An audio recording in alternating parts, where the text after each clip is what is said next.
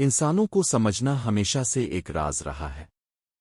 ہم روز کسی نہ کسی سے ملتے ہیں، بات کرتے ہیں، مسکراتے ہیں، مگر دل کے اندر کیا چل رہا ہوتا ہے یہ کم ہی جان پاتے ہیں۔ کبھی کسی کی خاموشی چیخ بن جاتی ہے، کبھی مسکراہٹ دھوکا۔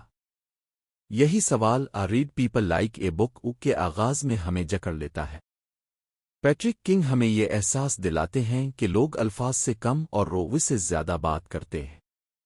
اصل کہانی وہ ہے جو آنکھوں، آواز کے اتار چڑھاؤ، جسمانی حرکات اور لمحوں کی ہچکچاہٹ میں چھپی ہوتی ہے۔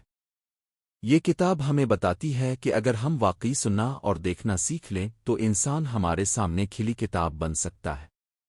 مصنف ہمیں ایک عام منظر سے گزار کر چونکا دیتا ہے۔ ایک شخص سامنے بیٹھا ہے، وہ ہاں او کہہ رہا ہے، مگر اس کا جسم پیچھے ہٹ رہا ہے، نظریں چر رہی ہیں، آواز ہلکی ہو رہی ہے۔ یہی وہ لمحہ ہے جہاں الفاظ جھوٹ بولتے ہیں اور جسم سچ۔ پیٹرک کنگ سمجھاتے ہیں کہ انسان کا جسم لاشعوری طور پر اس کی اصل نیت ظاہر کر دیتا ہے۔ ہم چاہے جتنا مرضی چھپائیں، جسم ہم سے پہلے بول پڑتا ہے۔ بازو باندھنا، کندھے جھکانا، ہونٹ بھینچنا، پلکوں کا تیز جھپکنا، یہ سب زبان ہے مگر بغیر آواز کے۔ کتاب ہمیں یہ سکھاتی ہے کہ ایک اچھا قاری وہ نہیں جو ہر حرکت پر شک کرے، بلکہ وہ ہے جو پیٹرن سمجھے، سیاق جانے اور پورے انسان کو دیکھے، صرف ایک اشارے کو نہیں۔ آہستہ آہستہ کہانی گہری ہوتی جاتی ہے۔ ہمیں بتایا جاتا ہے کہ انسان کا ماضی اس کے حال میں سانس لیتا ہے۔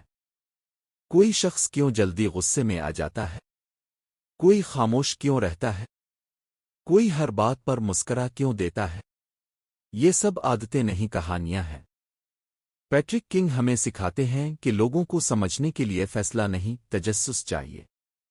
جب ہم سوال پوچھنا سیکھتے ہیں، جب ہم بیچ میں بولنے کے بجائے خاموش رہتے ہیں، تب سامنے والا خود کو ظاہر کرنے لگتا ہے۔ یہاں کتاب ہمیں ایک اہم اخلاقی سبق دیتی ہے۔ لوگوں کو پڑھنے کی طاقت ہتھیار بھی بن سکتی ہے اور پل بھی۔ یہ ہم پر ہے کہ ہم اسے کنٹرول کے لیے استعمال کریں، سمجھ اور ہمدردی کے لیے۔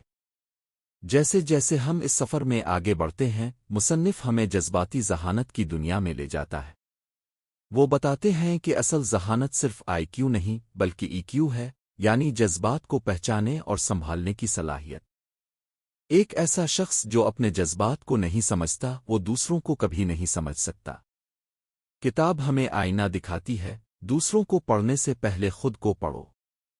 اپنی کمزوریوں، اپنے خوف، اپنی غیر یقینی کیفیت کو پہچانو، کیونکہ جو خود کو جان لیتا ہے وہ دوسروں کی خاموشی بھی سن لیتا ہے۔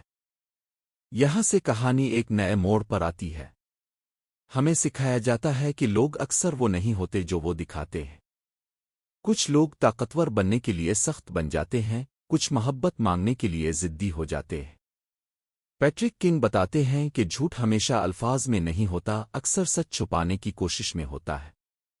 جب کوئی سوال کا سیدھا جواب نہیں دیتا، بات بدل دیتا ہے یا حد سے زیادہ وضاحت دینے لگتا ہے، تو اصل پیغام وہی ہوتا ہے جو کہا نہیں جا رہا۔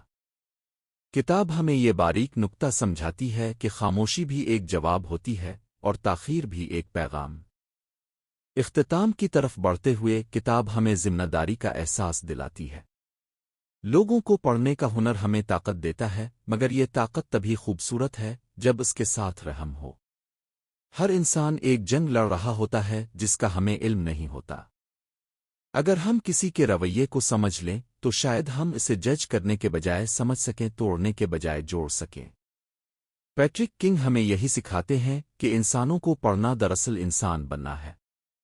کہانی یہاں ختم نہیں ہوتی بلکہ ہمارے اندر شروع ہو جاتی ہے۔ اب جب ہم کسی کو دیکھتے ہیں، سنتے ہیں، محسوس کرتے ہیں تو ہم صرف بات نہیں کرتے، ہم پڑھتے ہیں۔